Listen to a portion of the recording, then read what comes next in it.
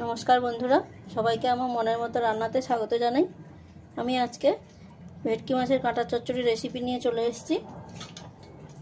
এই রান্নাটা খুবই সামান্য উপকরণে হয়। তো আমি কিভাবে রান্নাটা করছি সেইটা আপনারা প্রথম থেকে শেষ পর্যন্ত ভিডিওটা স্কিপ না করে দেখতে থাকুন। ভেটকি মাছের কাঁটা চচ্চড়ি করার জন্য আমি এখানে নিয়ে নিয়েছি 1 কেজি ভেটকি মাছের কাঁটা। কাঁটাটাই যে শুধু কাঁটা আছে তা নয়, কাঁটার গায়ে মাছ কিছু কিছু লেগে আছে। কাঁটার সঙ্গে ছিল এই তেলটাকে আমি ছোট ছোট টুকরো করে কেটে নিয়েছি, এটা রান্নার কাজে লাগবে। কাঁটাটায় আমি লবণ হলুদ মেখে নেব। তার জন্য দিয়ে দিলাম পরিমাণ মতন লবণ, পরিমাণ মতন হলুদ, কাশ্মীরি গুঁড়ো লঙ্কা দিয়ে এবারে ভালো করে মেখে নেব।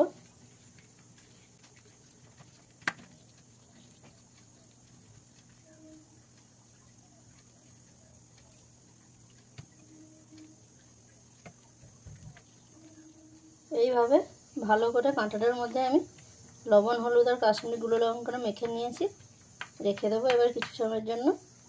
চচ্চড়িতে দেওয়ার জন্য আমি একটা স্পেশাল মশলা ভেজে নেব। তার জন্য কড়াইতে দিয়ে দিলাম 4 পিস শুকনো লঙ্কা, 2 চামচ গোটা ধনে,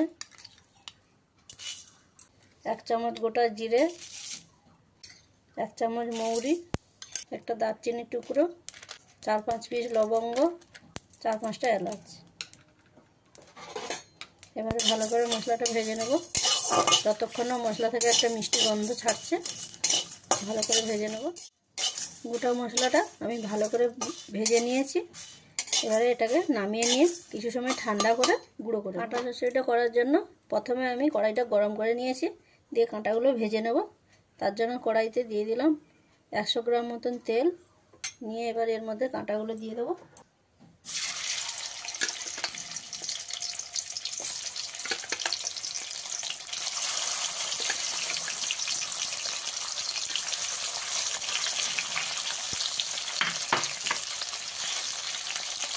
কাঁটাগুলো আমি একসাথে সব ভেজে নেবো না, অল্প অল্প দিয়ে কাঁটাগুলো ভেজে নেবো, নাহলে কাঁটাগুলো ঠিকঠাক ভাজা হবে না এবং কাঁটায় একটা আঁশটে গন্ধ থেকে যাবে। এইভাবে ভালো করে আমি কাঁটাগুলোকে ভেজে নেব। এইভাবে ভালো করে উল্টে পাল্টে কাঁটার আগে লাল করে ভেজে নিতে হবে। তো অনেকেই তো অনেক রকমভাবে কাঁটার চচ্চড়িটা বানিয়েছে, তো আমি যেভাবে কাঁটার চচ্চড়িটা বানাচ্ছি আপনারা দেখতে থাকুন, দেখবেন অবশ্যই ভালো লাগবে। কাঁটাগুলো ভাজা হয়ে গেছে,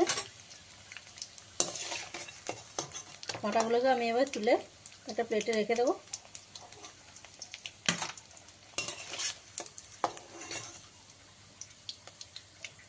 এইভাবে বাকি কাঁটাগুলো আমি ভেজে নেবো ব্যাচ ওয়াইজ, ভালো করে লাল লাল করে এই কাঁটাগুলোকেও আমি ভেজে নেব। এইভাবে সমস্ত কাঁটাগুলো আমি ভেজে নেব।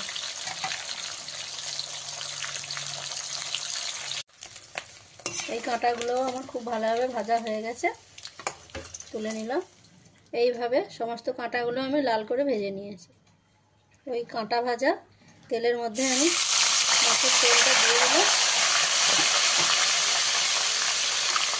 দিয়ে ঢাকা দিয়ে নেবো, নাহলে খুব ছেটায়।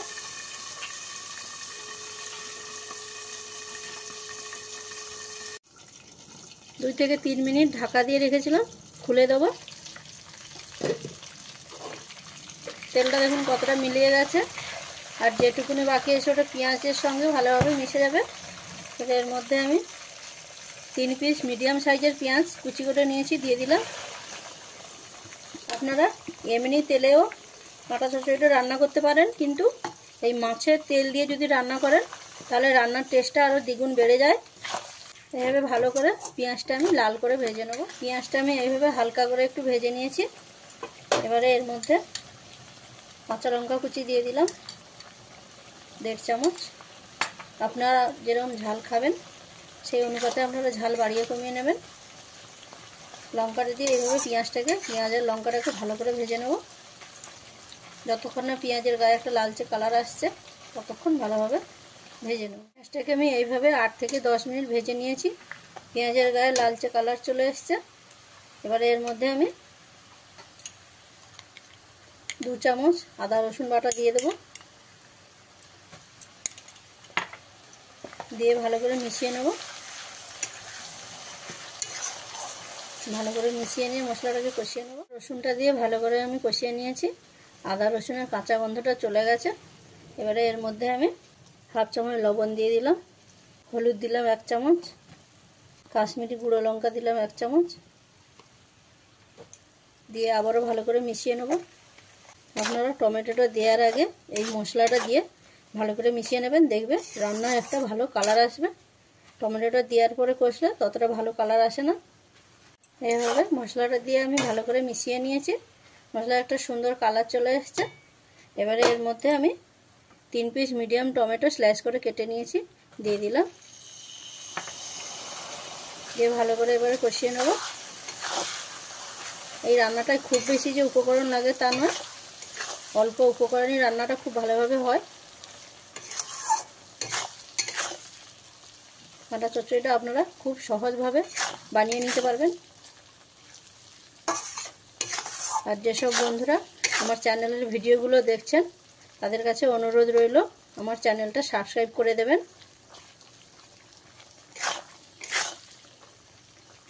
এইভাবে কিছু সময় আমি টমেটোটা দিয়ে ভালো করে মশলাটাকে কষিয়ে নেব।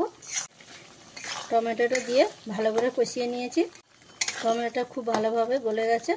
এবারে এর মধ্যে আমি ভেজে রাখা মাছের কাঁটাগুলো দিয়ে নিলাম, দিয়ে ভালো করে আমি মিশিয়ে নেব। এই রান্নাটা একটু রিচ হয়, আপনারা মাসে 1-8 বার খেতে পারেন। কাটার আগে মশলার সঙ্গে ভালো করে মিশিয়ে নিয়েছি। এবারে কাঁটার মধ্যে আমি 2-3 মিনিট ঢাকা দিয়ে রেখে দেবো।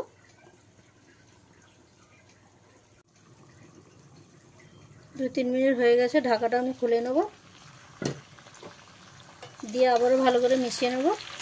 যেহেতু এই রান্নাটায় জল লাগে না, পুরোটাই হয় মাছের তেলে, তার জন্য আমি এরকম ঢাকা দিয়ে রান্নাটা করে নেব।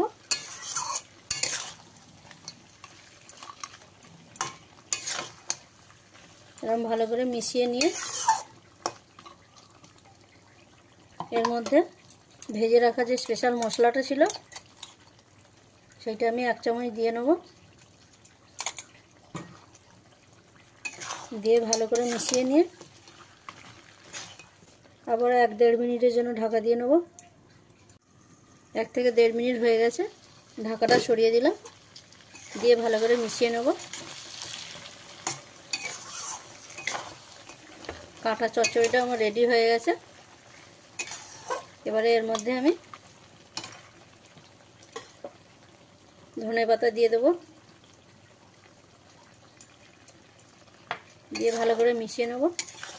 আমি যে পদ্ধতিতে মাছের কাঁটা চচ্চড়িটা করলাম, আপনাদের যদি ভালো লেগে থাকে তাহলে আপনারা আমার চ্যানেলটাকে লাইক, সাবস্ক্রাইব, কমেন্ট এবং শেয়ার করবেন।